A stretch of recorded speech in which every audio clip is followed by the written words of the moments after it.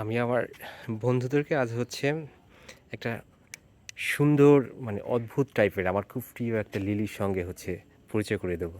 লিলিটা হচ্ছে আমাদের ফুটছে আমার গ্রামের বাড়ি, আমাদের প্যারেন্টস হোমের হচ্ছে যেটা কিচেন গার্ডেন হচ্ছে আমার আব্বার হচ্ছে তত্ত্বাবধানে। দেখুন একটা মানে ফুলের বাগান বাড়ির সামনে।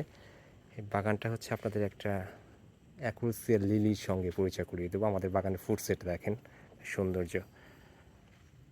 এই তো, এই হচ্ছে